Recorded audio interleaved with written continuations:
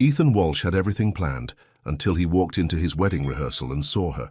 The woman he'd betrayed 4 years ago was now his wedding planner, standing there with a clipboard and a carefully neutral smile. But that wasn't the only secret waiting to shatter his perfect life. The little boy sitting quietly at the table, drawing pictures of dinosaurs. He was Ethan's son, a 6-year-old he never knew existed. And as Ethan stood there frozen, watching his past and present collide, he realized his entire future was about to come crashing down. The question wasn't whether his wedding would survive, it was whether he'd finally become the man he should have been all along. If you're watching this, hit that subscribe button and tell me in the comments, do you believe people can truly change, or are some mistakes unforgivable? The ocean breeze carried the scent of salt water and roses through the open doors of the Seaside Vista Ballroom. Ethan Walsh adjusted his tie for the 3rd time in 5 minutes, trying to ignore the nervous flutter in his stomach. He told himself it was normal. Every groom got anxious before the big day. "You're fidgeting," Claire said beside him, her voice pleasant but distant the way it always seemed lately. She looked perfect in her cream-colored dress, her blonde hair pulled back in a neat bun.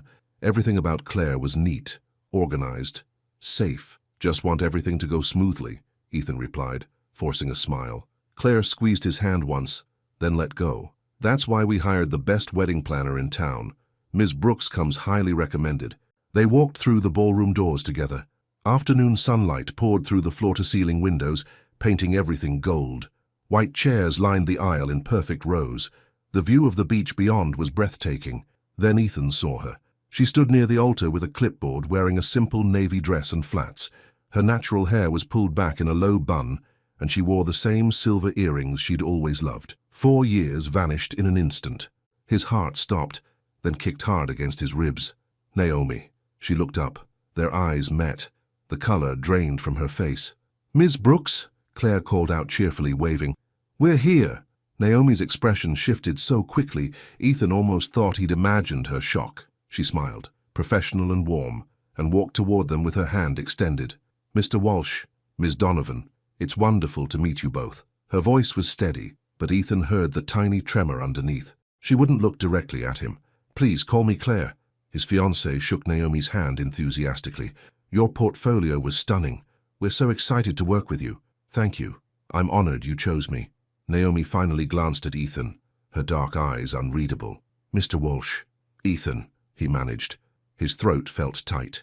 "Just, Ethan is fine."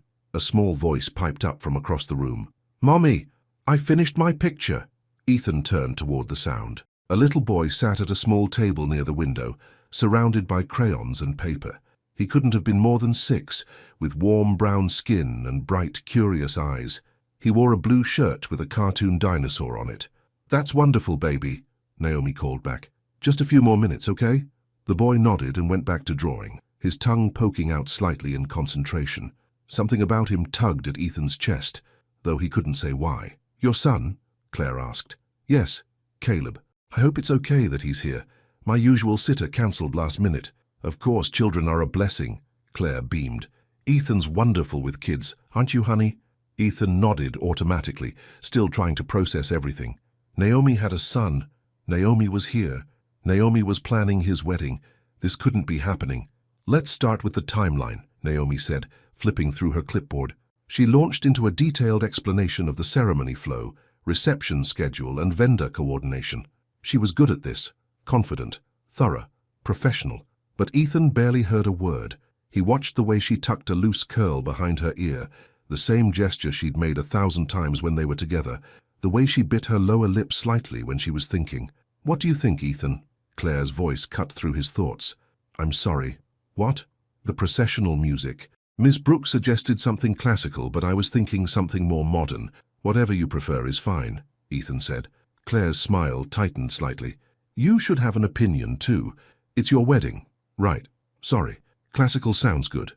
Naomi made a note, still not meeting his eyes. "I'll prepare some options for you both to review." Caleb appeared at Naomi's side, tugging gently on her dress. "Mommy, can I show you something?" "In just a minute, sweetheart." The boy looked up at Ethan with bright, open curiosity. "Hi." Ethan's heart did something strange in his chest. "Hi there. I'm Caleb. I'm 6. That's a good age. I'm Ethan. Do you like dinosaurs?" Despite everything, Ethan smiled. "I do, actually. Me too. T-Rex is the best because he's strong, but Brachiosaurus is cool too because he's really tall. Caleb held his hand up high to demonstrate. Caleb, Naomi said softly, let's give Mr. Walsh some space, okay? It's fine, Ethan said. He crouched down to Caleb's level. Brachiosaurus is a good choice. I always liked the Stegosaurus. Caleb's eyes widened. Because of the plates on his back? Exactly. The boy grinned, then ran back to his table, chattering about dinosaurs. When Ethan stood up, Claire was watching him with an odd expression. Naomi had gone very still. You really are good with kids, Claire said. Before Ethan could respond, his phone buzzed. He glanced at it, a text from his mother asking about rehearsal details. I need to take this, he muttered. I'll be right back. He walked out of the ballroom into the corridor, his hands shaking. He leaned against the wall and closed his eyes. This was impossible. After 4 years of nothing, no calls, no texts, no accidental run-ins in their small coastal town, Naomi was back in his life, and she had a son. The math was simple enough. 4 years meant Caleb had been born after they broke up. She'd moved on, started a family with someone else. The thought made him feel hollow. He'd ruined everything with her. One stupid mistake, one moment of weakness with a co-worker during a rough patch, and he'd destroyed the best thing in his life. He'd tried to apologize, written her a letter he'd never sent because the words felt inadequate. Eventually, he'd accepted that some things couldn't be fixed, but accepting it and seeing her again were two different things. The door opened. Naomi stepped out, her professional mask slipping. She looked tired and wary. Ethan, I didn't know, he said immediately. I swear I had no idea you were the planner. Claire booked everything through email. She used her assistant. Naomi wrapped her arms around herself. I didn't know either until you walked in. They stood in the hallway, years of hurt and silence stretching between them. You have a son, Ethan said, because he didn't know what else to say. I do. He seems great. He is. Her voice softened when she talked about Caleb. He's everything good in my life. Ethan wanted to ask about Caleb's father, about where Naomi had been, about why she'd disappeared so completely, but he had no right. He'd lost that right the day he betrayed her. I'm sorry, he said instead, for everything, for what I did, for how things ended. I know it doesn't help now, but I need you to know I'm sorry. Naomi's eyes glistened, but she blinked quickly. We don't need to do this, Ethan. That was a long time ago. Was it? Because it doesn't feel that way to me. Well, it should. She straightened her shoulders. Look, I'm a professional. I can do this job, but only if we keep everything strictly business. Can you do that? He wanted to say no. He wanted to tell her that seeing her again had cracked something open inside him that he'd been trying to keep sealed. But Claire was inside, waiting. Claire, who he was supposed to marry in 2 weeks. Yes, he said. Strictly business. Good. Naomi started to turn away, then paused. For what it's worth, congratulations on your engagement. Claire seems lovely. Before he could respond, the door burst open. Caleb ran out, nearly colliding with his mother's legs. Mommy, you have to see my picture. It's really good. Naomi's whole face softened. Okay, baby. Show me. Caleb grabbed her hand and pulled her back inside. Ethan followed slowly, feeling like he was walking through fog. Claire stood by the windows looking at her phone. She glanced up when they entered, smiling automatically. Everything okay? Fine, Ethan said. Just work stuff. Caleb had spread his drawing across the table. Look, Mommy, it's the beach. Naomi knelt beside him. That's beautiful, sweetheart. Look at all the detail you put in the shells. The boy beamed up at her, then turned to Ethan. Do you want to see? Caleb, Naomi said quietly. Mr. Walsh is busy. I'd love to see it, Ethan said, moving closer.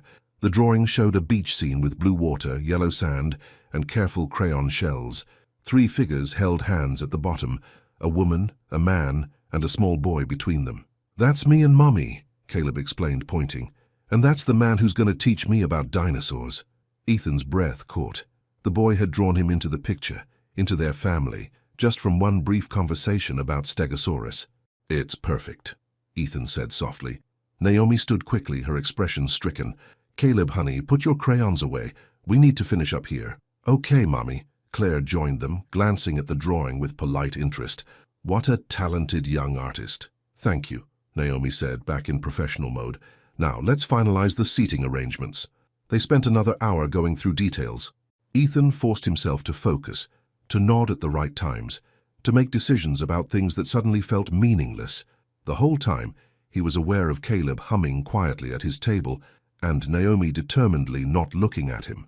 When they finally finished, Claire checked her watch. "I have a conference call in 20 minutes. We should go." "Of course." Naomi walked them to the door. "I'll email you both the updated timeline tomorrow." "Perfect." Claire shook her hand. "Thank you so much." Ethan paused at the door. Naomi stood there holding her clipboard like a shield, her face carefully neutral. Behind her, Caleb waved at him enthusiastically. "Bye, Ethan. See you later." "Bye, Caleb." Claire took his arm as they walked to the car. "He's adorable, and Miss Brooks is very professional. I think we made a good choice." Ethan made a non-committal sound. "Although," Claire continued, "I got the strangest feeling she knew you already. Did she seem familiar to you?" His hands tightened on the steering wheel. "No, never met her before." It was his second lie to Claire in less than a year. The first had been when he told her he loved her enough to build a life together. He'd convinced himself it was true. Love could grow from comfort and compatibility, couldn't it? They wanted the same things: stability, family eventually, a quiet life. But comfort wasn't the same as connection. And as Claire talked about her conference call, Ethan realized he couldn't remember the last time they'd had a real conversation. He drove her home, kissed her cheek, and promised to call later. Then he sat in his car outside her building, staring at nothing. His phone buzzed, a text from his mother. "Don't forget dinner tomorrow night. Your father wants to discuss the prenup." Ethan let his head fall back against the seat. The prenup. Of course. His family had money. Old money. Careful money. His mother had been pushing for legal protection since the day he proposed. Claire had signed without hesitation, which his mother took as proof of her good character. Ethan had never told his mother about Naomi. There'd been no point. By the time he'd brought her to a family dinner, he'd already destroyed everything. His mother would have called her "that girl you dated briefly," if she remembered at all. He drove home to his condo overlooking the water. The sun was setting, painting the ocean in shades of orange and pink. He poured himself a drink he didn't want and stood on his balcony watching the waves. Naomi had a son. Naomi was planning his wedding. Naomi had looked at him with eyes that held 4 years of distance and pain. And despite everything, despite Claire, despite the wedding, despite knowing he had no right, Ethan felt something he hadn't felt in years. Hope. Naomi didn't breathe properly until she heard Ethan's car pull away. Then she sagged against the wall, her clipboard clattering to the floor. "Mommy." Caleb appeared at her side, his small hand touching her arm. "Are you sad?" She pulled herself together instantly, smiling down at him. "No, baby. Just tired. It was a long meeting." That man Ethan was nice. He liked dinosaurs. Yes, he did. "Is he going to come back?" Naomi's chest tightened. "Maybe. He's getting married here, so we'll probably see him again." "Good." Caleb went back to his crayons, satisfied. Naomi gathered her things with shaking hands. She'd known this was possible. Their town wasn't huge, and she'd built her wedding planning business here specifically because she'd thought Ethan had moved away for good. But she'd kept a low profile, working mostly through email and phone consultations until the final details. She'd never expected this. Seeing him had brought everything back. The way he laughed, the slight scar on his chin from a childhood bike accident, the cologne he wore that she'd always loved, and worse than any of it, the way he'd looked at Caleb with such natural warmth, completely unaware he was looking at his own son. She loaded Caleb into her car and drove to the small house she rented near the beach. Her brother Marcus's truck was already in the driveway. "Great," she muttered. Marcus sat on her porch steps, his arms crossed. He stood when she pulled up, his expression concerned. At 33, her brother had appointed himself her protector after their parents died. Usually she was grateful. Tonight she wasn't sure she could handle his worry. "You're late," he said. "Had a meeting that ran long." She unbuckled Caleb, who immediately ran to his uncle. "Uncle Marcus, I drew a beach picture." "That's great, little man. Why don't you go inside and pick a show to watch? I need to talk to your mum." Caleb ran inside, and Marcus turned to Naomi. "What's wrong?" "Nothing." "Don't lie to me, Nay. You look like you've seen a ghost." She almost laughed. A ghost would have been easier. "My new clients. The Walsh wedding." Marcus frowned. "Walsh? Why does that sound familiar?" "Because Ethan Walsh is the man I dated before Caleb was born." Her brother's face darkened. "The one who cheated on you?" "Yes." "The one who broke your heart so bad you left town for a year?" "Yes, Marcus." "The one who's Caleb's father and doesn't know it?" Naomi's eyes filled with tears. "Yes." Marcus pulled her into a hug. She let herself cry for exactly 1 minute, then stepped back and wiped her face. "I can handle this," she said. "It's just a shock. I'll be professional, finish the job, and that'll be it." "Does he know about Caleb?" "No. Nay. I made my choice, Marcus. I chose to raise Caleb on my own. Ethan made it clear what he wanted when he slept with someone else. That was years ago. People change. Maybe. But he's getting married to someone else now, so it doesn't matter." She squared her shoulders. "I built a good life for me and Caleb. I'm not letting Ethan Walsh mess that up." Marcus looked skeptical but didn't push. "If you need me at any of these meetings, I'm there." "I know. Thank you." Inside, Caleb had started a cartoon and was lying on the couch with his favorite blanket. Naomi sat beside him, pulling him close. "Mommy?" "Yes, baby?" "Do I have a daddy?" Her heart stopped. "What makes you ask that?" "Tommy at school said everyone has a daddy, even if they don't live with you." Naomi chose her words carefully. "You have a daddy, sweetheart, but he doesn't know about you." "Why not?" "It's complicated. Grown-up stuff." "Oh." Caleb thought about this. "Is my daddy nice?" She thought about Ethan crouching down to talk about dinosaurs, his whole face lighting up, the way he'd looked at Caleb's drawing like it was treasure, the way he'd always been with kids at family gatherings, patient, playful, genuinely interested. "Yes," she said softly. "Your daddy is nice." "Okay." Caleb snuggled closer. "I love you, Mommy. I love you too, baby. More than anything in the whole world." That night, after Caleb was asleep, Naomi sat at her kitchen table with her laptop open. She pulled up Ethan's wedding file and stared at the photos Claire had sent. The happy couple on the beach, Claire laughing at something, Ethan smiling but the smile not quite reaching his eyes. She should quit. Email them tonight, recommend another planner, walk away. But she needed this job. Business had been slow, and the Walsh wedding was high profile enough to bring in referrals. More than that, she was good at this work. She'd built something real, something stable for her son. She wouldn't let Ethan take that away. Not again. Naomi closed the laptop and went to check on Caleb one more time. He slept sprawled across his bed, his dinosaur nightlight casting shadows on the wall. She kissed his forehead gently. "We'll be okay," she whispered, "just like we've always been." But as she lay in her own bed, staring at the ceiling, she couldn't stop thinking about the look in Ethan's eyes when he'd seen her. Shocked, yes, but also something else. Something that looked almost like relief. She told herself it didn't matter. She told herself she didn't care. But when she finally fell asleep, she dreamed of the letter he'd written her 4 years ago, the one she'd found crumpled in his apartment the day she'd gone to tell him she was pregnant, the one filled with apologies she couldn't accept and promises she couldn't trust. She'd burned that letter the same night. At least that's what she'd always told herself. The truth was more complicated. But then again, when it came to Ethan Walsh, everything always had been. Morning came too quickly. Naomi woke to Caleb bouncing on her bed, his energy already at full volume. "Mommy, can we have pancakes?" She groaned and checked her phone. 7:30. She had another meeting at the venue at 10 to finalize flower arrangements. Ethan and Claire would be there. "Sure, baby, pancakes sound good." She made breakfast while Caleb chattered about his upcoming show and tell at school. He wanted to bring his dinosaur collection. She smiled and nodded, only half listening. Her mind kept replaying yesterday. Ethan's face when he saw her, the way his voice had cracked when he apologized, Caleb drawing him into their family without even trying. Her phone buzzed. A text from Marcus. "Call me if you need backup today." She sent back a thumbs up. Then another text came through, this one from Claire's assistant confirming the morning meeting and asking if they could add a tasting appointment with the caterer. Naomi typed back a professional response, then got herself and Caleb ready. She chose a simple grey dress and pearl earrings. Professional, distant, safe. "Do I have to go to daycare?" Caleb asked in the car. "Yes, baby, just for a few hours. But I want to see Ethan again." Her hands tightened on the wheel. "He'll be at the venue, but Mommy has to work. You can't come to every meeting. Please, I'll be really good. I'll draw quietly." She should say no. Keep Caleb away. Keep some distance between her son and his father. But Caleb looked at her with those hopeful eyes. Ethan's eyes, though thankfully no one else seemed to notice. And she felt herself weakening. "We'll see. Maybe for a little while." He cheered, and she knew she'd made a mistake, but she couldn't take it back now. Ethan arrived at the venue early. He'd barely slept, his mind spinning with memories and questions. Claire had texted that morning saying she'd be late. Another work call. This was happening more and more lately. He wondered if she was avoiding the wedding planning or avoiding him. He walked through the empty ballroom.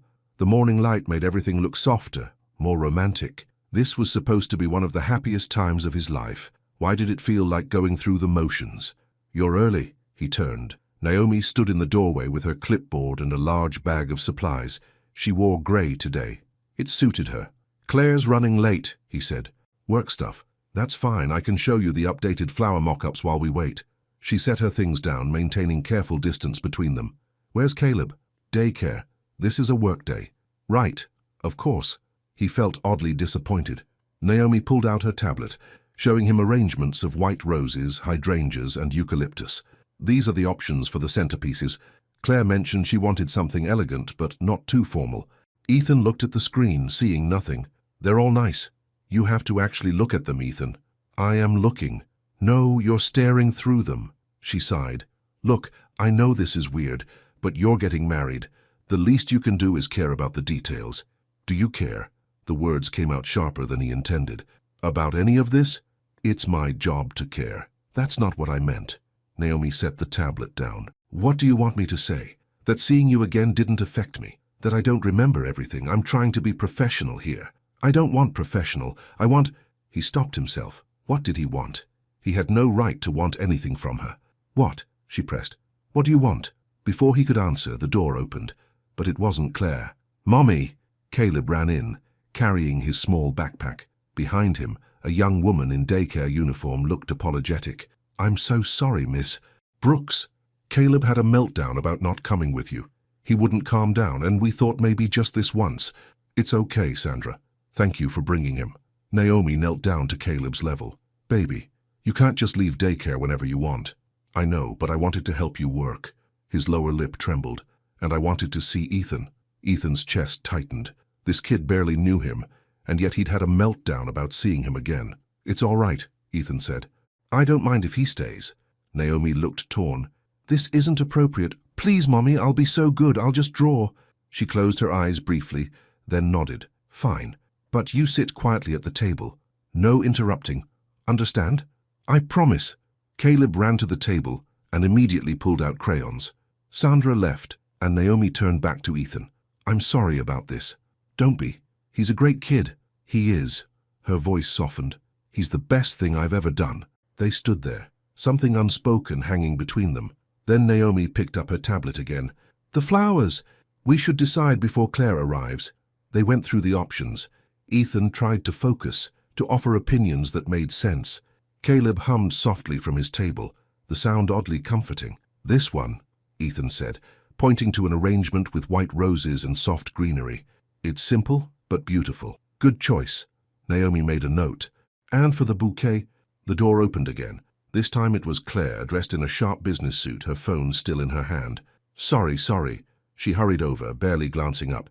"That call went long. Where are we?" "Discussing bouquet options," Naomi said smoothly. "Great." Claire finally looked at her phone screen. "Actually, I have maybe 15 minutes. Can we speed through this?" Ethan felt frustration rise. "Claire, this is important." "I know, but work is swamped right now. You understand?" Did he? He looked at Naomi, who kept her expression neutral, then at Caleb, who'd stopped drawing to watch them. "Ms. Donovan," Naomi said gently, "if now isn't a good time, we can reschedule." No, I'm here. Let's just make quick decisions." Claire scrolled through her phone while Naomi showed her options. "That one's fine, and that one. Whatever you think is best." "This is your wedding," Naomi said. "You should choose what you love." "I will. I do. They're all lovely." Claire checked her watch. What else? They went through 5 more details in 10 minutes. Claire approved everything with barely a glance. Ethan watched her, seeing something he'd been trying not to see for months. She didn't really care about this wedding. She cared about the idea of it, the security, the status, but not the actual marriage. Maybe he didn't either. "I really have to go," Claire said, already moving toward the door. "Ethan, can you handle the rest? You know what I like." "Sure," he said flatly. She kissed his cheek distractedly and left, her phone already at her ear. Silence filled the ballroom. "I'm sorry," Ethan said. "Don't apologize to me. She's your fiancé. She's busy. She's checked out." Naomi immediately looked embarrassed. "I shouldn't have said that. It's not my business." "Maybe you should say it. Someone should." Naomi closed her tablet. "Ethan, excuse me?" A small voice interrupted. They both turned. Caleb stood there holding a crayon drawing. "I made this for the lady," he said shyly. The one who left. It was a simple picture of a flower. Naomi took it gently. That's very sweet, baby. But Ms. Donovan already left. Oh, Caleb's face fell. She didn't seem happy. Ethan crouched down. Sometimes grown-ups get stressed about work. It's not your fault. My mommy gets stressed too, but she always smiles at me anyway. Your mommy sounds pretty amazing. Caleb nodded seriously. She is. She takes care of me all by herself. Something in those words struck Ethan hard. All by herself. What about your dad? Caleb, Naomi said quickly. Why don't you go work on another picture? Okay. The boy ran back to his table. Ethan stood slowly. I'm sorry. I shouldn't have asked. It's fine. But Naomi's voice was tight. Is he? Ethan hesitated. Is Caleb's father involved at all? Naomi's hands clenched around her clipboard. For a long moment, she didn't answer. Then, quietly, no. Does he know about Caleb? That's not really your business, Ethan. I know, He ran his hand through his hair. You deserve better than that. You deserve someone who shows up. Like you did? The words were sharp, cutting. He deserved that. No, not like me. I was the worst mistake you ever made. You weren't. She stopped herself, shaking her head. This isn't appropriate. We need to stay focused on your wedding. Do we? Because I'm starting to think this wedding is a mistake too. Naomi's eyes widened. Don't say that. Why not? It's true. You saw her. She doesn't care about any of this. She's stressed. That doesn't mean she doesn't love you. Do you think she loves me? The question hung between them. Naomi looked away. That's not for me to judge. But if you had to guess... Ethan, stop. Do you think I love her? I don't know. Naomi's voice rose. Then she glanced at Caleb and lowered it. I don't know, Ethan. And it doesn't matter what I think. You chose her. You're marrying her in 2 weeks. I chose wrong. Don't do this. Don't put this on me. Her eyes glistened. You don't get to do this. He wanted to reach for her, but he kept his hands at his sides. I'm not putting anything on you. I'm just being honest. 4 years too late. I know. They stood in the charged silence. From his table, Caleb had started humming again, oblivious to the tension. Naomi took a shaky breath. I'm going to organize the supply closet. You should go home, Ethan. Think about what you're doing. I have been thinking about it. For months. Then think harder. She walked toward the back room, then paused at the door. And for what it's worth, don't marry someone unless you're sure. Marriage should be about love, not convenience. She disappeared into the supply room before he could respond. Ethan sank into a chair, his head in his hands. This was a disaster. He was a disaster. Ethan, he looked up. Caleb stood beside him, holding out a piece of paper. I drew this for you, to make you feel better. The drawing showed 2 stick figures on a beach, one tall, one small, both smiling. That's me and you, Caleb explained. Looking for dinosaur bones. Something broke open in Ethan's chest. This kid, who barely knew him, had drawn them together, had made him a gift to cheer him up. Thank you, Caleb. This is really special. You looked sad. My mommy says when people are sad we should be extra kind. Your mommy is very smart. Caleb nodded. She cries sometimes at night, when she thinks I'm asleep. I think she's sad too. Ethan's throat tightened. Why do you think she cries? The boy shrugged. I asked her once. She said grown-ups just need to cry sometimes, but I think maybe she misses someone. Yeah? Yeah. Because sometimes she looks at old pictures and gets really quiet. Caleb tilted his head, studying Ethan with those bright eyes. Do you miss someone too? I do. Who? Someone I hurt a long time ago. Someone I shouldn't have let go. Caleb considered this seriously. My mommy says sorry is important. But sorry only works if you mean it and if you don't do the bad thing again. She's right. So maybe you should tell the person you're really, really sorry and that you won't hurt them again. Out of the mouths of babes, Ethan thought. That's good advice, buddy. Caleb beamed. I'm pretty smart for 6. Despite everything, Ethan laughed. Yes, you are. The supply room door opened. Naomi emerged carrying a box of ribbons, her expression carefully neutral. She saw Caleb talking to Ethan, and her step faltered. Caleb, are you bothering Mr. Walsh? No, Mommy. We're friends. I gave him a picture. That's... Naomi's voice caught when she saw the drawing in Ethan's hand. That's nice, baby. Ethan stood still holding the picture. Thank you for this, Caleb. I'm going to keep it somewhere special. Really? Really? The boy's smile could have lit up the whole room. Naomi set the box down. Ethan, I think we should... The door burst open. A woman in her 50s swept in, perfectly coiffed and dressed in designer clothes. She had Ethan's eyes and his determined chin. "There you are," she announced. "Your phone is off." Ethan's whole body tensed. "Mum, what are you doing here?" "Making sure you're not making a mess of the wedding planning." Marilyn Walsh's gaze swept the room, landing on Naomi. "You must be the planner." "Yes, ma'am, Naomi Brooks." Naomi extended her hand. Marilyn shook it briefly. "My son tells me you're very competent." "I try to be." Marilyn's eyes narrowed slightly as she took in Naomi's face, her dress, the natural hair she wore proudly. Ethan saw the moment his mother made silent judgments, and shame burned through him. "Mum," he said firmly, "we're in the middle of a meeting." "Then I won't interrupt long. I just wanted to remind you about dinner tonight. Your father wants to finalize the trust arrangements before the wedding." "I remember." Marilyn's gaze drifted to Caleb, who'd gone quiet at his table. "And this is?" "My son," Naomi said, moving protectively closer to him. "Caleb." "Charming." But Marilyn's tone suggested anything but. She turned back to Ethan. "Don't be late tonight. 7 sharp." She left in a cloud of expensive perfume. Naomi let out a breath. "That's your mother. Unfortunately. She's intense. That's one word for it." Ethan rubbed his face. "I'm sorry about her."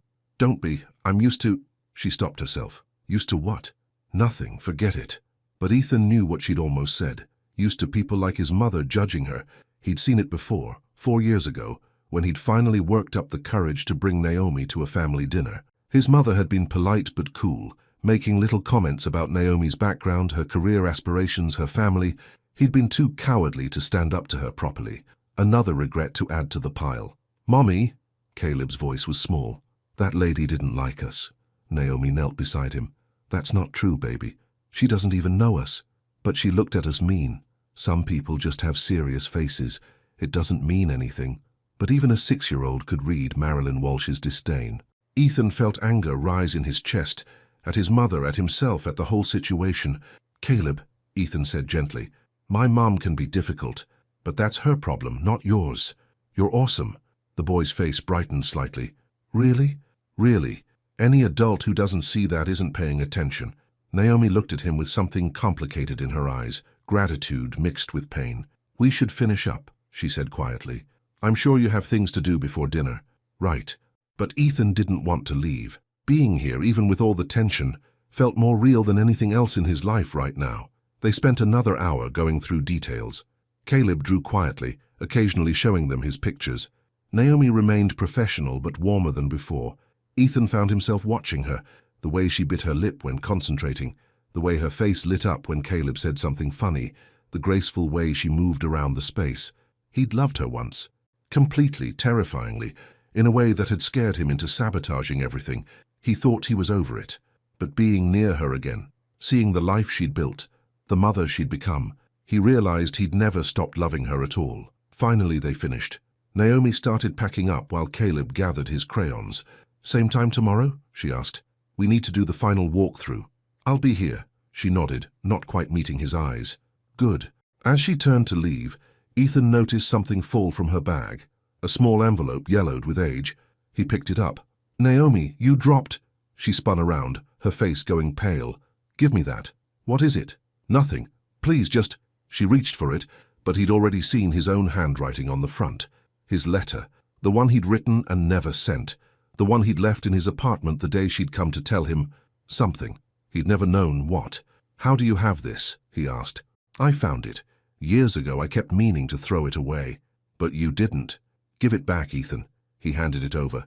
Their fingers brushed, and electricity shot through him.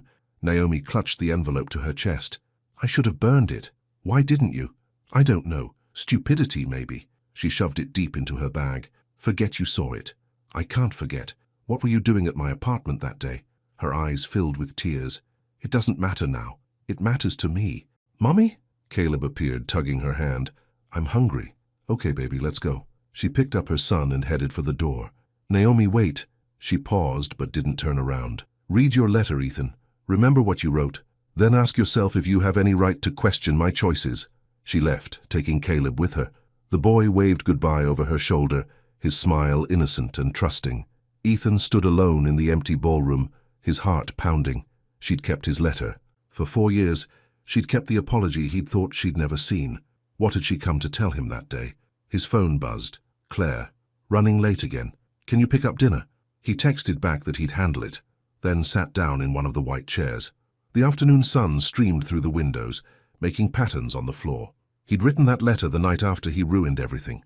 The night after he'd confessed his mistake, after Naomi had looked at him with such profound hurt that he'd thought he might die from it. He'd poured everything into those words, his guilt, his love, his desperate hope for another chance. He'd never sent it because he knew he didn't deserve forgiveness, but she'd read it anyway. She'd kept it. Why? Ethan pulled out his phone and opened a note file. He started typing, trying to remember the words he'd written years ago. They came back slowly, painfully.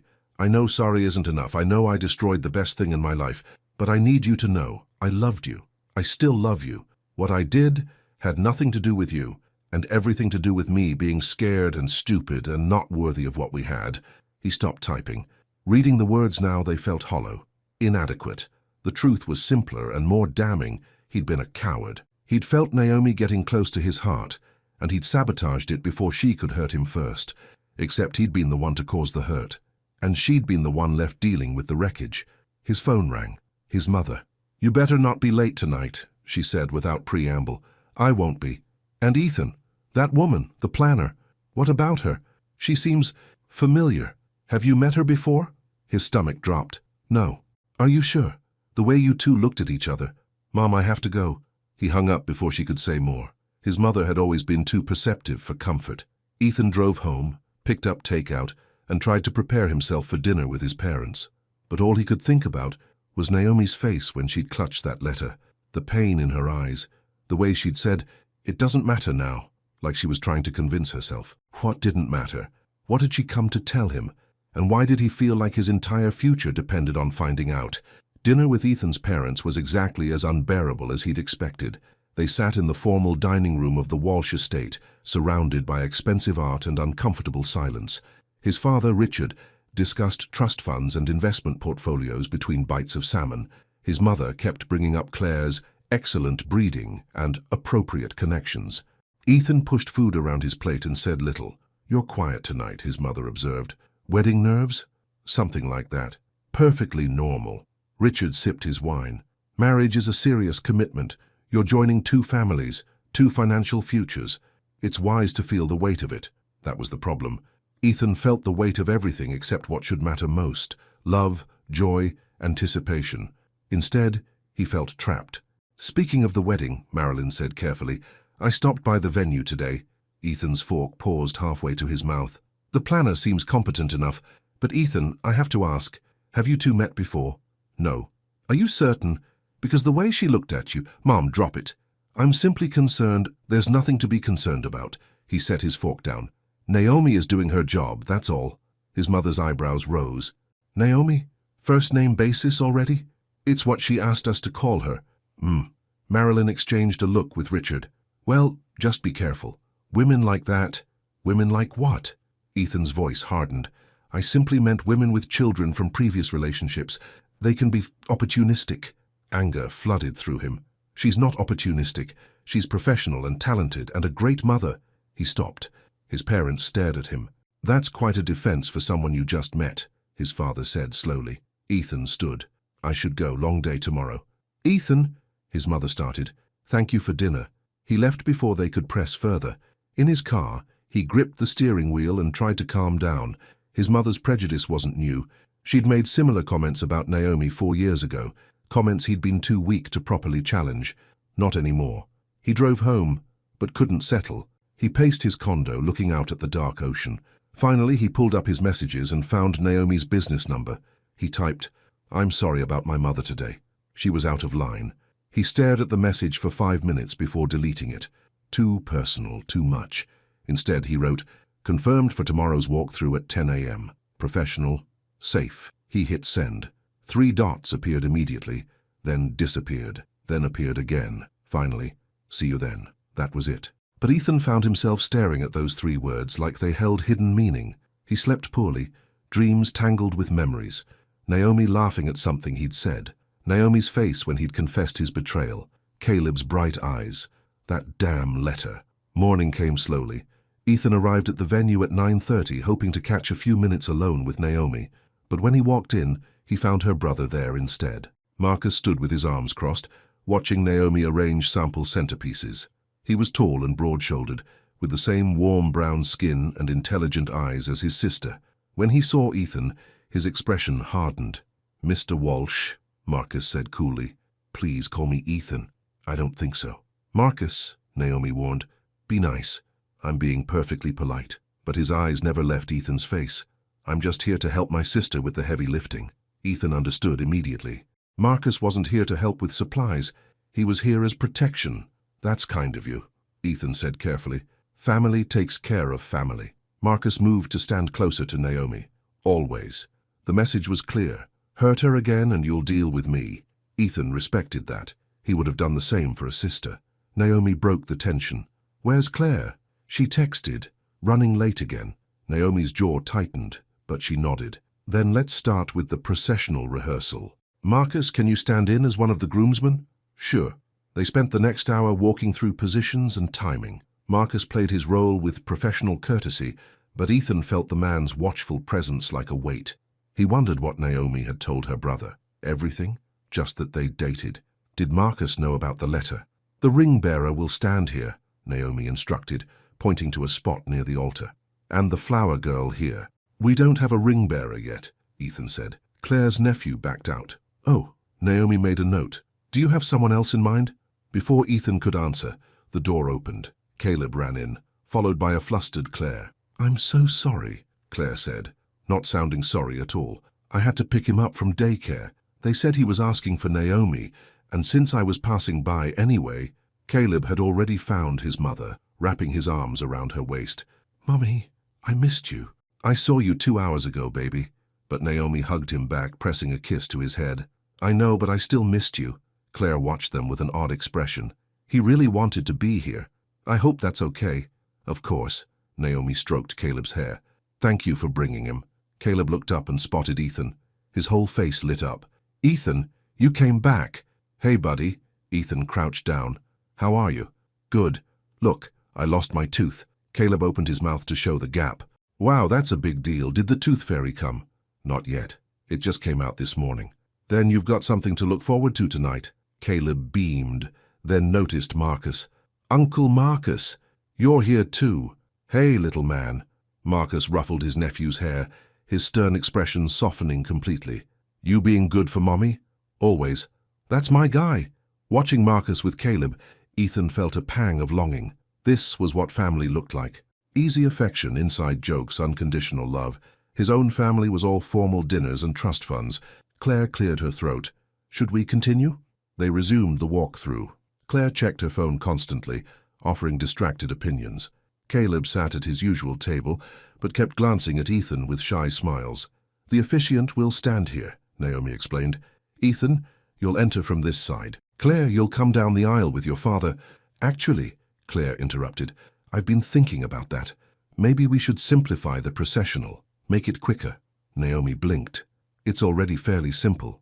"Still, do we really need all the attendants? Maybe just one bridesmaid and one groomsman." "That's a significant change this close to the wedding," Naomi said carefully. "Your attendants have already bought their dresses and suits. I'll cover the costs. I just think simpler is better." Ethan watched his fiancée with growing concern. She was pulling back from everything, the planning, the details, him. "Claire, can we talk?" he asked. "Privately?" "Now? We're in the middle of—" "It'll just take a minute." She sighed, but followed him to the corridor. Marcus immediately positioned himself closer to Naomi and Caleb, protective instinct on full display. In the hallway, Ethan faced Claire. "What's going on? What do you mean? You're barely present. You're changing everything last minute. You don't seem to care about any of this." Claire looked at him for a long moment. When she spoke, her voice was tired. "Do you care about it, Ethan? Honestly? Because I've been watching you, and I don't think you do." His stomach dropped. "That's not true, isn't it? You've been going through the motions for months, maybe longer." She crossed her arms. "I accepted your proposal because you were safe, stable, a good choice on paper." "On paper? That's how my mother described you. And she was right. You check all the boxes. Good family, good money, good looks. But Ethan," her voice cracked slightly, "I don't think you love me." The words hung between them. Ethan wanted to protest, to reassure her, but he couldn't lie anymore. "I care about you," he said finally. I want you to be happy. That's not the same thing. I know. Claire blinked rapidly. Is it someone else? No, yes, I don't know. He ran his hand through his hair. It's complicated. It's her, isn't it? The planner. Ethan's silence was answer enough. I knew it, Claire whispered. The way you look at her. The way you are with her son. She laughed bitterly. I'm getting married in 2 weeks, and my fiancé is in love with the wedding planner. Claire! Don't apologize. At least you're being honest now. She straightened her shoulders. I need some time to think about whether I want to go through with this. I understand. Do you? She looked at him with something like pity. Because I don't think you understand anything right now, Ethan. You're so busy looking backward that you can't see what's right in front of you. She walked back into the ballroom. Ethan leaned against the wall, feeling like the floor had dropped out from under him. When he returned inside, the atmosphere had shifted. Claire was gathering her things, her movements sharp and controlled. Naomi watched with obvious concern. Marcus looked grimly satisfied, like he'd been waiting for this to happen. Caleb had picked up on the tension, sitting very still at his table. I'm going to go, Claire announced. Naomi, you have my email for any questions. Of course, are you... Naomi hesitated. Are you all right? I'm fine. Just need to clear my head. Claire's smile was brittle. I'll be in touch. She left without looking at Ethan. Silence filled the room. Well, Marcus said, that was awkward. Marcus, Naomi hissed. What? It's true. That woman looked like she'd rather be anywhere else. It's none of our business. It became our business when she started treating you like hired help. She never... Come on, Nay, she barely acknowledged you. Called you at the last minute. Showed up late constantly. Marcus glanced at Ethan. No offense, but your fiancé doesn't seem that invested in marrying you. None taken, Ethan said quietly. She's not. Ethan, Naomi said softly, you don't have to... She's not wrong. I'm not in love with her, and she's not in love with me. We were trying to build something safe and comfortable. He laughed without humor. Turns out that's not enough. Marcus studied him. So what are you going to do? I don't know yet. Well, figure it out soon. Because this... Marcus gestured around the ballroom. This affects my sister's business, and more importantly, it affects her. I know, I'm sorry. Sorry doesn't fix anything. Marcus, that's enough, Naomi said firmly. This isn't your fight. You're my sister. Everything about you is my fight. I can take care of myself. Can you? Because 4 years ago... Don't. Her voice was sharp. We're not doing this here. Caleb stood up from his table, his small voice breaking the tension. Why is everyone fighting? Naomi immediately went to him. We're not fighting, baby, just having a grown-up discussion. It sounds like fighting. His lip trembled. I don't like it. I know. I'm sorry. She picked him up, even though he was getting big for it. Uncle Marcus and I were just worried about work stuff. It's not your problem. But everyone seems sad. Sometimes grown-ups get stressed, but we'll be okay. Caleb looked at Ethan over his mother's shoulder. Are you sad too? The simple question asked with such genuine concern nearly undid Ethan. A little bit, yeah. Why? Because I made some mistakes, and I'm trying to figure out how to fix them. My mommy says mistakes are okay if you learn from them. Your mommy is very wise. Naomi set Caleb down. Why don't you show Uncle Marcus your tooth gap? He hasn't seen it up close yet. Okay. Caleb ran to Marcus, chattering about the tooth fairy. Naomi turned to Ethan. Her expression was carefully neutral, but he saw the worry beneath it. What happens now? Honestly, I have no idea. The wedding is in 2 weeks. I know. Deposits are non-refundable. The venue is booked. Guests have made plans. I know all that, Naomi. Then what are you going to do? Her voice rose slightly. Because I can't plan a wedding that might not happen. I can't reorganize everything at the last minute. I have other clients, other obligations. I understand. And I'll make sure you're compensated regardless of what happens. I don't want your money, Ethan. I want clarity. I want... She stopped herself, shaking her head. This is unprofessional. I shouldn't be saying any of this. Maybe we should stop pretending to be professional. We have to pretend. Because if we don't... Her eyes filled with tears. If we don't, I'll have to say things I promised myself I'd never say. And I can't do that. Not with Caleb here. Not with everything so complicated. Then let me say something. Ethan stepped closer. I made the biggest mistake of my life 4 years ago. I was scared and stupid, and I hurt the only person who ever really mattered to me. I thought I could move on, build something safe with someone else, but I can't, because seeing you again made me realize I never stopped. Don't! Her voice broke. Please don't say it. Why not? Because you're engaged. Because you made your choice. Because I built a life without you and I can't. A tear slipped down her cheek. I can't let you back in just to watch you leave again. I wouldn't. You did before. The words hit like a physical blow. She was right. He had left. He'd pushed her away with his betrayal, then let her disappear without fighting for her. Mommy? Caleb's voice was small. Why are you crying? Naomi wiped her face quickly. I'm okay, baby. Just tired. We should go home. Marcus appeared, his expression softer now. He looked at Ethan. Give my sister some space. Let your fiancée decide what she wants. Then figure out what you're going to do. I already know what I want, Ethan said. Maybe. But wanting and having are two different things. Marcus put his arm around Naomi. Come on, Nay, let's get you both home. Naomi gathered Caleb's things. The boy came over to Ethan, holding out a drawing. I made this for you, to help with your mistakes. It was a picture of the sun breaking through clouds. Thank you, Caleb. Ethan took it carefully. This is perfect. The sun always comes back, Caleb said seriously. Even after storms. You're a pretty smart kid. I know. Caleb smiled, then took his mother's hand. Naomi looked at Ethan one last time. I need you to understand something. Whatever happens with your wedding, whatever you decide, it doesn't change anything between us. Too much has happened. Too much time has passed. It's only been 4 years. 4 years is a lifetime when you're raising a child alone. Her voice was thick with emotion. 4 years of birthday parties and sick nights and first days of school. 4 years of Caleb asking why he doesn't have a daddy like the other kids. 4 years of building a life without you. I'm sorry I wasn't there. You didn't know to be there. And that's, she shook her head, that's my fault as much as yours. Before he could ask what she meant, she was gone. Marcus herded them out, throwing Ethan one last warning look. Ethan stood alone in the ballroom again, holding Caleb's drawing, the sun breaking through clouds. His phone buzzed. His mother, Claire, called. She's very upset. What did you do? He didn't respond. Instead, he walked to the windows overlooking the beach. The ocean was grey today, choppy with wind. A storm was coming. His phone buzzed again. Claire this time. We need to talk. Really talk. Can you come over tonight? He typed back. Yes. What time? 7. Come alone. Ethan pocketed his phone and left the venue. He spent the afternoon driving aimlessly, trying to sort through everything.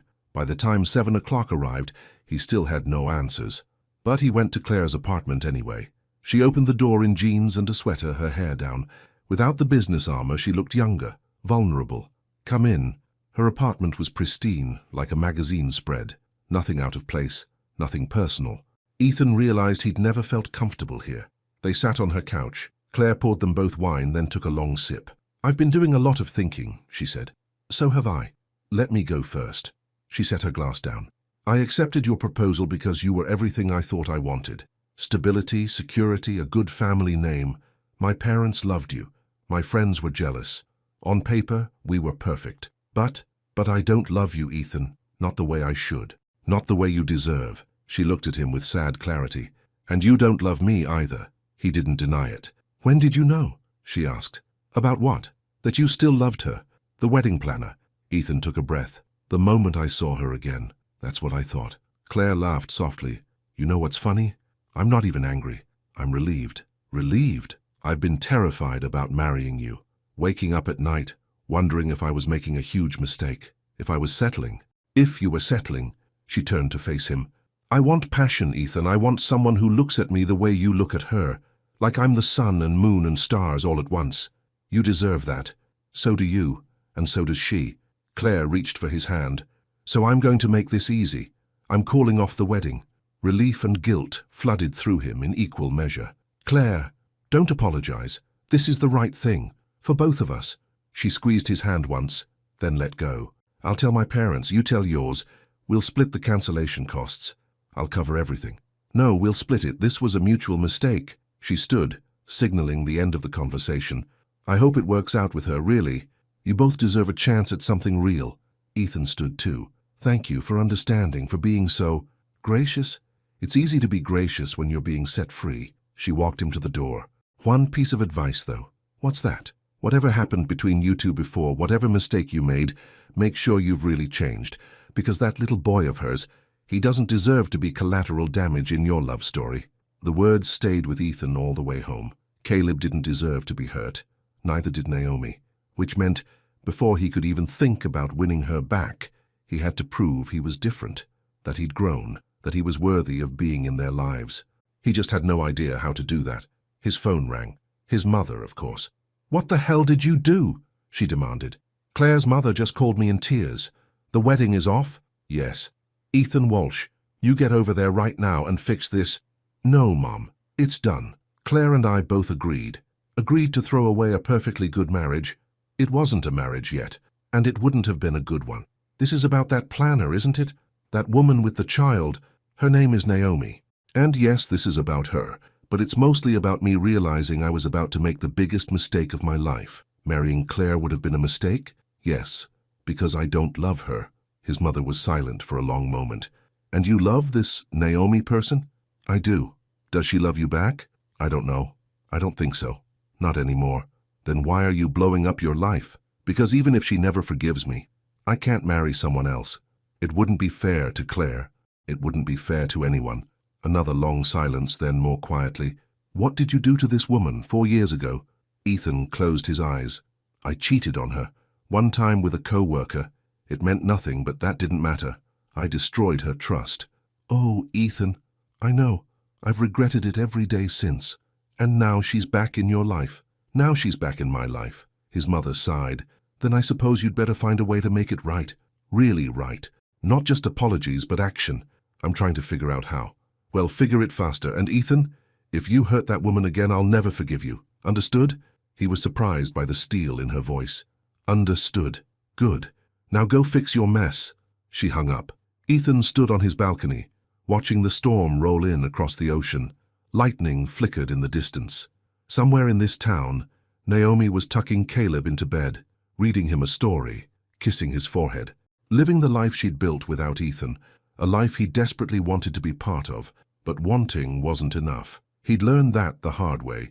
He had to earn it. The storm hit hard that night. Rain lashed against Ethan's windows, and thunder rattled the glass. He lay awake listening to it, his mind replaying everything: Claire's gracious exit, his mother's unexpected support, Naomi's tears, Caleb's innocent drawings. The sun always comes back, the boy had said, even after storms. Ethan hoped he was right. Morning came grey and damp. He had 17 missed calls. His father, Claire's parents, several relatives. He ignored them all and drove to the venue. The storm had done damage. The outdoor ceremony arch lay twisted in the grass, white fabric torn and muddy. Flower arrangements were scattered across the lawn. The elegant setup from yesterday was destroyed. Naomi's car was already there. He found her outside in the rain, wearing a poncho and rain boots, trying to salvage what she could. Marcus was with her, hauling debris to a dumpster. "Naomi!" Ethan called out. She turned, surprised. Her hair was wet, her face streaked with rain and exhaustion. "What are you doing here?" she asked. "I came to help." "You don't need to. Please, let me help." She studied him for a long moment, then nodded. "There are extra ponchos in my car." They worked for 2 hours in the rain. Ethan helped Marcus carry the damaged arch away. He gathered scattered flowers, salvaged chairs, hauled soggy decorations. The physical work felt good, purposeful. Caleb watched from inside the venue, his face pressed against the window. Naomi had brought him again, unable to find a sitter on short notice. When they finally came inside, soaked and tired, Caleb ran to his mother. "Mommy, you're all wet." "I know, baby." She peeled off the poncho. "But we saved most of the decorations." "Ethan helped too." Caleb looked at him admiringly. "You got really muddy." Ethan looked down at his designer jeans, now caked with mud. His expensive shoes were ruined. He'd never cared less about clothes in his life. "It's just mud," he said. "It'll wash off." Naomi handed him a towel. "Thank you for helping. You didn't have to. I wanted to." Their eyes met. Claire called off the wedding. Naomi went very still. Marcus stopped drying his hands. "When?" she asked quietly. "Last night." "She came to the same conclusion I did. We weren't right for each other." "I'm sorry." "Don't be, it was the right decision." Marcus cleared his throat. "I'll take Caleb to get some hot chocolate from the cafe down the street. Give you two a chance to talk." "Marcus," Naomi started. "Come on, little man." Marcus offered his hand to Caleb. "Let's go on an adventure. Can I get extra marshmallows?" "As many as you want." They left, and suddenly Ethan and Naomi were alone in the empty ballroom. Rain drummed against the windows. The damaged decorations sat in piles around them. "The wedding is off," Naomi said slowly. So you won't need my services anymore. That's not why I told you. Then why? Because I wanted you to know, before anyone else, before it becomes town gossip. He took a step closer.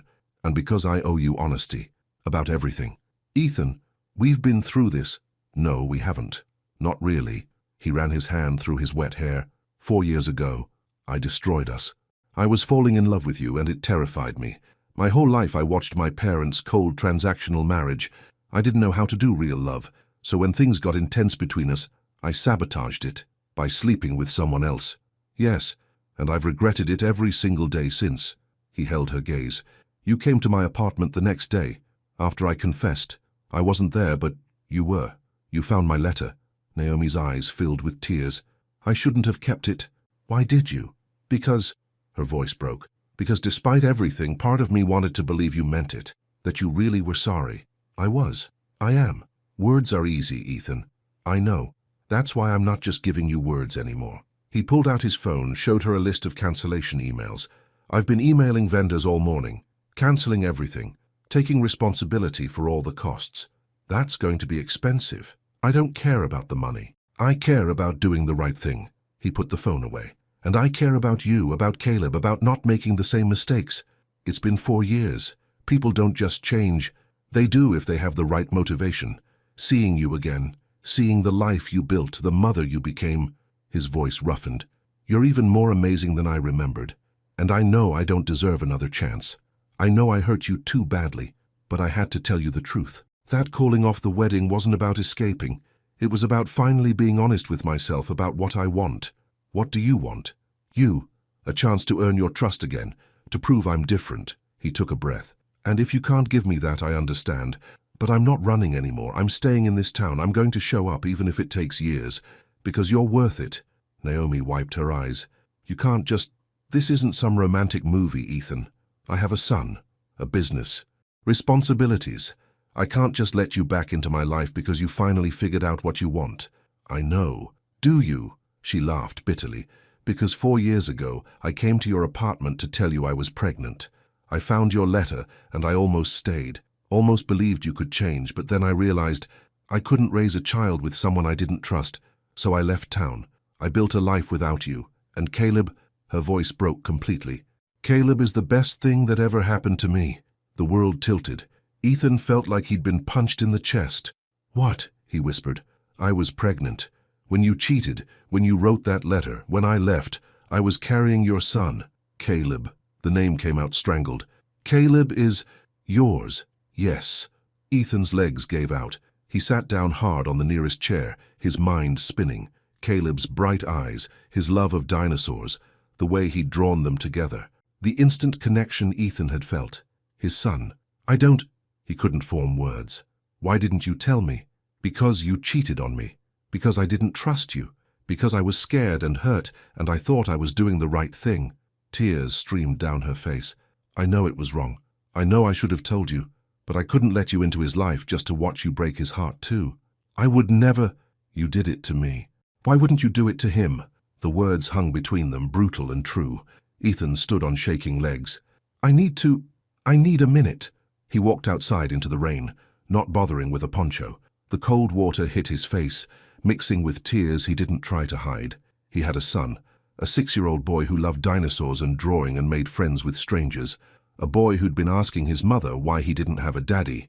Our boy Ethan had missed 6 years of first smiles, first steps, first words. 6 years of birthdays and bedtime stories and scraped knees. Gone. Because of his mistake. Because Naomi hadn't trusted him enough to tell him. Could he blame her? He'd destroyed that trust himself. Ethan stood in the rain until he was numb. Then he went back inside, dripping water across the floor. Naomi sat where he'd left her, her face buried in her hands. I'm sorry, she said without looking up. I'm so sorry. I should have told you, I should have... Let me see him. She looked up, startled. What? Caleb, my son. His voice shook. I want to see him. Really see him. As his father. Ethan, we can't just... Please. He knelt in front of her. I lost 6 years. I can't lose any more time. Please let me meet him. Really meet him. Naomi searched his face. Whatever she saw there made her shoulders sag. Okay, she whispered. Okay. Marcus and Caleb returned 20 minutes later. the boy bouncing with sugar and excitement. "Mommy, I got 3 marshmallows, and Uncle Marcus said I could get a cookie too, and—" He stopped, seeing his mother's tear-stained face. "Mommy, are you sad again? Come here, baby." Naomi pulled him close. "I need to tell you something important." Marcus looked between them, then at Ethan. His expression hardened. "What happened?" "I told him," Naomi said quietly. "About Caleb." Marcus went very still.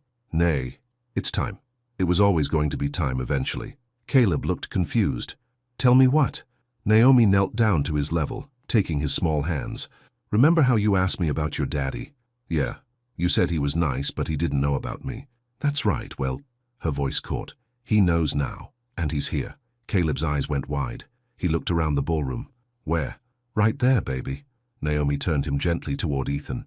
"Ethan is your daddy." The boy stared at him, processing. Ethan's heart hammered so hard he thought it might break his ribs. "Really?" Caleb asked in a small voice. "Really?" Ethan managed. "I know this is confusing, and maybe a little scary, but it's true. I'm your dad." Caleb took a tentative step forward. "Why didn't you know about me before?"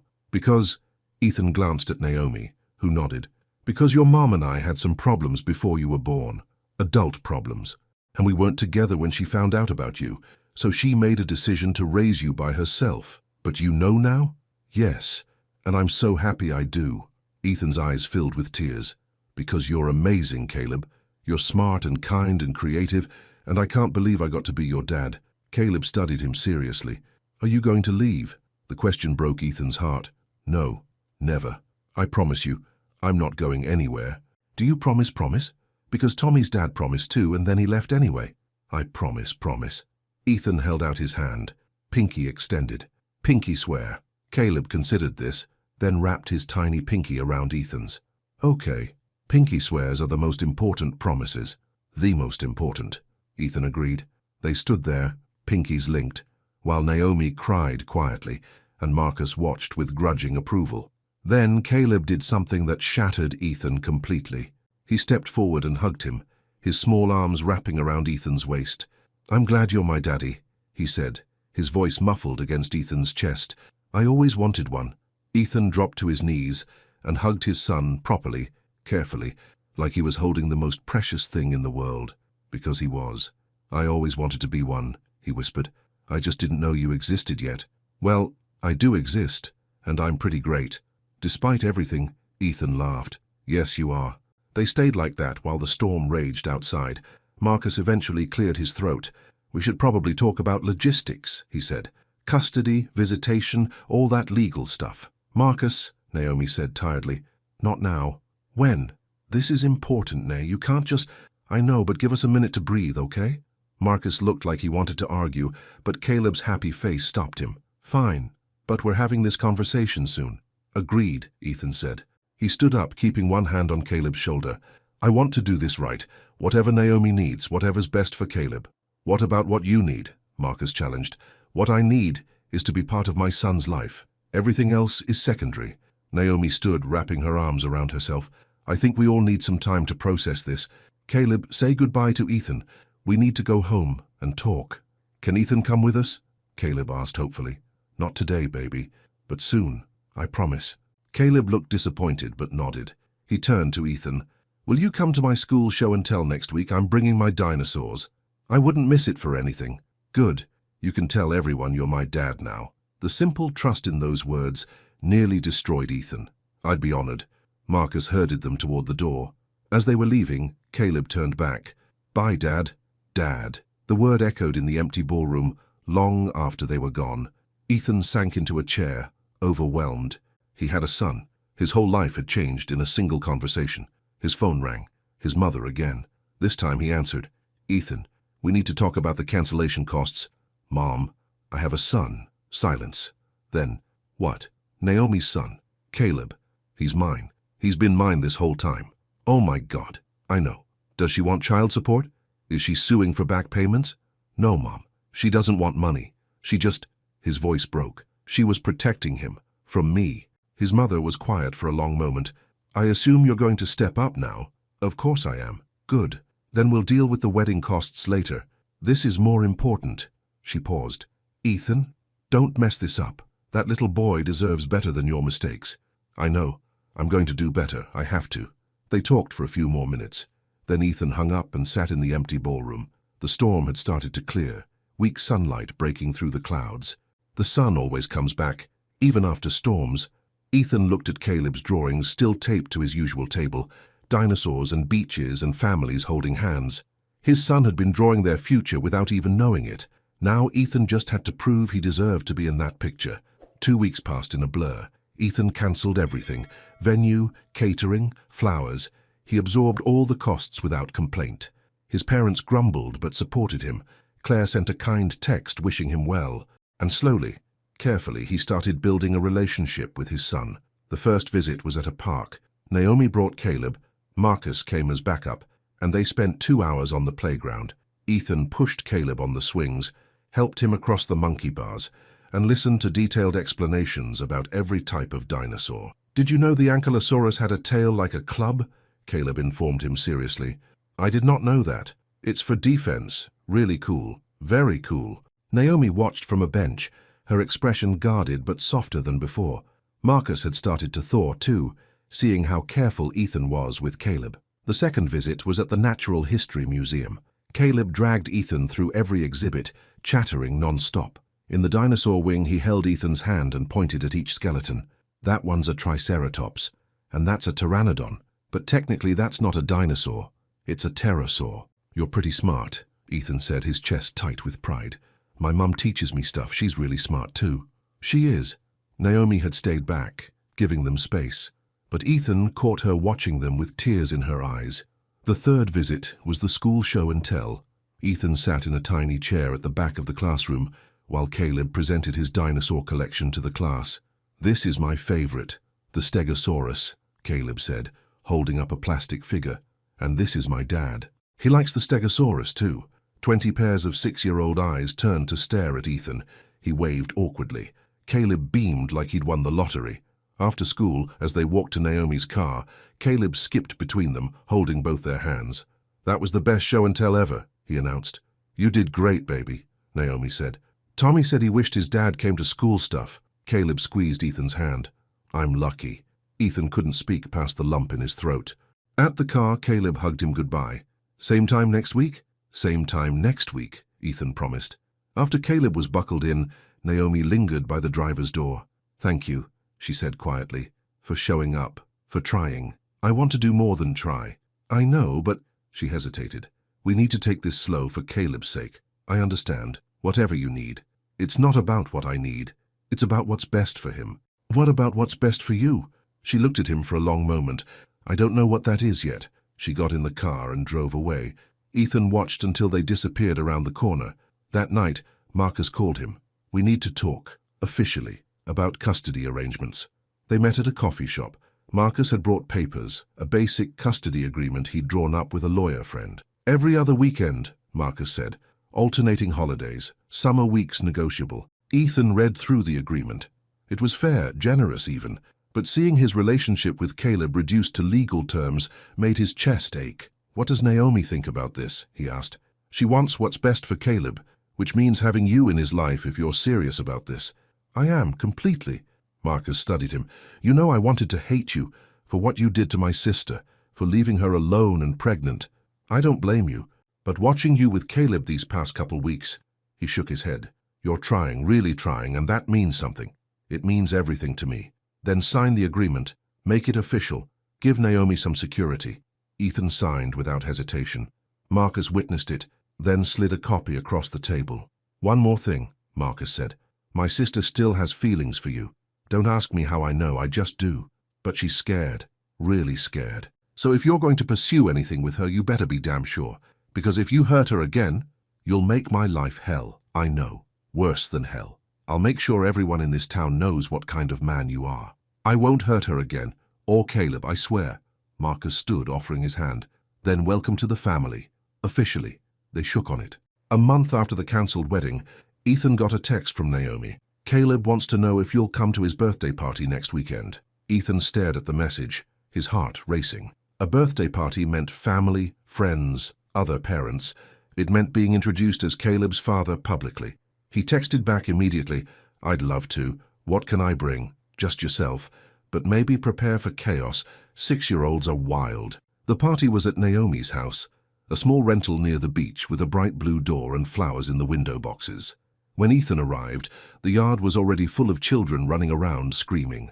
Naomi opened the door wearing jeans and a yellow shirt, her hair down. She looked beautiful and tired. "Fair warning," she said, "it's loud." "I can handle loud." Caleb spotted him and shrieked, "Dad, you came!" He ran over and hugged Ethan's legs. Other kids stopped to stare. One little girl tugged on Caleb's shirt. "That's your dad, for real?" "Yep, he's the best." Caleb took Ethan's hand. "Come meet everyone." The next 2 hours were chaos. Ethan helped with games, served cake, and endured dozens of questions from curious children and curious parents. He met Naomi's friends, women who looked at him with protective suspicion until they saw how he was with Caleb. He met neighbors, other parents, Caleb's teacher. And he met Caleb's best friend, a girl named Sophie, who announced that Caleb talked about his dad all the time now. "He said you were gone, but now you're back," Sophie said seriously. "Like in the movies." "Something like that," Ethan agreed. "That's good.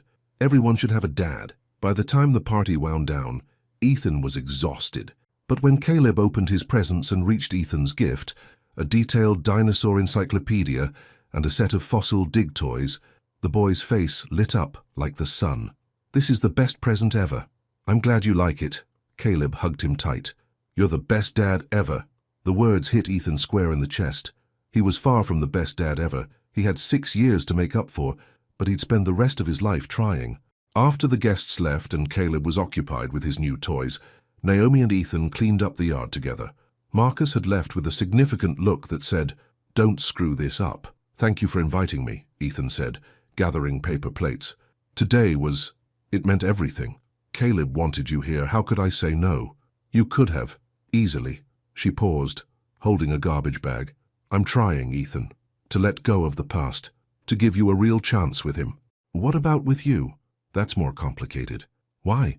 "Because," she set the bag down, "because I was in love with you, completely, stupidly in love, and you broke my heart. And then I had to raise our son alone for 6 years, answering his questions about why he didn't have a daddy, watching him draw pictures of families he wished he belonged to."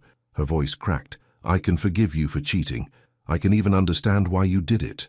But forgiving you for all those missed years? For Caleb not knowing his father, that's harder." "I know, and I don't expect you to forgive me. He moved closer. "I just want a chance to show you I've changed, that I can be the man you deserved back then, the father Caleb deserves now. You're already being a good father to him. What about you? Can I be good to you too?" Naomi's eyes filled with tears. "I don't know if I can trust you that way again." "Then let me earn it. Slowly. One day at a time." He reached out carefully, giving her time to pull away. When she didn't, he took her hand. "I'm not asking for everything at once. I'm just asking for a chance." She looked at their joined hands. "One chance. That's all you get. That's all I need." They stood in her backyard while the sun set over the ocean, holding hands like teenagers. Inside, Caleb sang along to a birthday song playing on someone's phone. "He really loves you," Naomi said softly. "I really love him. Both of you." She looked up at him then, really looked at him. Whatever she saw made her squeeze his hand. "Okay," she whispered. "Okay." They took it slow. So slow that sometimes Ethan wanted to scream with frustration, but he understood why. Trust had to be rebuilt brick by brick. He showed up for every scheduled visit with Caleb. He never cancelled, never made excuses. He learned his son's favorite foods, his bedtime routine, his fears about the dark and love of the ocean. He went to every soccer game, every school event, every doctor's appointment Naomi would let him attend. He sent child support without being asked. He bought Caleb a car seat for his own vehicle and installed it carefully, watching 3 different YouTube tutorials to make sure he did it right. And slowly, Naomi began to let her guard down. 2 months after the birthday party, she invited him to stay for dinner after dropping Caleb off. They ate spaghetti while Caleb chatted about his day, then played board games until bedtime. When Ethan got up to leave, Naomi walked him to the door. "Thank you for dinner," he said. "Thank you for being patient. I'd wait forever if that's what you needed." She smiled, a real smile, warm and genuine. "Let's hope it doesn't take forever." 3 months in, they went to the beach together as a family. Caleb built sandcastles while Ethan and Naomi sat on a blanket watching the waves. I found something the other day, Naomi said quietly. She pulled out a worn envelope, his letter. Ethan's stomach clenched. I didn't know you still had that. I kept it, even though I told myself I'd thrown it away. She turned it over in her hands. I read it again last week, and I realized you meant it. Even then, you meant every word. I did. I do.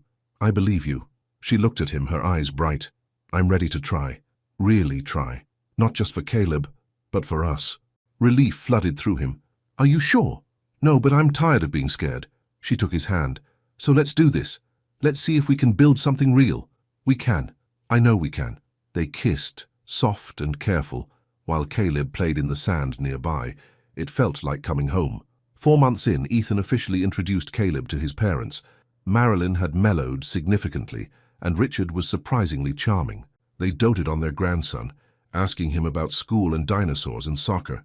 You've got a good kid, Richard told Ethan quietly. Don't mess this up. I won't. And that Naomi, she's strong, good head on her shoulders. I know.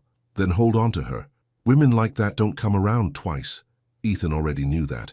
He had no intention of letting her go again. 6 months after the cancelled wedding on a Saturday afternoon, Ethan took Naomi and Caleb back to the Seaside Vista venue, the place where everything had fallen apart and begun to heal. They walked through the ballroom, now set up for someone else's wedding. Why are we here? Naomi asked. Because I wanted to show you something. He led them outside to where the ceremony arch had once stood. Now there was a new structure. Simple, elegant, draped in soft white fabric. I had this built, Ethan said, for the couple getting married tomorrow, but also because I wanted to replace the memory of the storm, the destruction, with something beautiful. It's lovely, Naomi said. Caleb had already run down to the beach, chasing seagulls. Ethan turned to Naomi. I know we're taking things slow, and I'm not asking you to marry me. Not yet. But I wanted you to know that I'm serious about this, about us, about building a future together. Naomi's eyes glistened. Ethan, I love you. I never stopped loving you, and I want to spend the rest of my life proving that you made the right choice in giving me another chance. She kissed him, long and deep, her arms around his neck. When they broke apart, Caleb was running back toward them. Mom, Dad, look what I found. He held up a perfect sand dollar, still wet from the ocean. That's amazing, buddy, Ethan said. It's for you, for good luck. Caleb handed it to him solemnly. Because you're part of our family now, for real. Ethan knelt down, eye level with his son. I'm so lucky to be your dad. You know that. I know. I'm pretty great. Caleb grinned. And so are you. They stood together on the beach, Ethan, Naomi, and Caleb, watching the sunset paint the sky in shades of gold and pink. The waves crashed softly against the shore. Seagulls called overhead. Naomi leaned against Ethan's shoulder. He wrapped his arm around her, his other hand holding Caleb's. The sun always comes back, Caleb said, echoing his own words from months ago, even after storms. Yes, it does, Ethan agreed.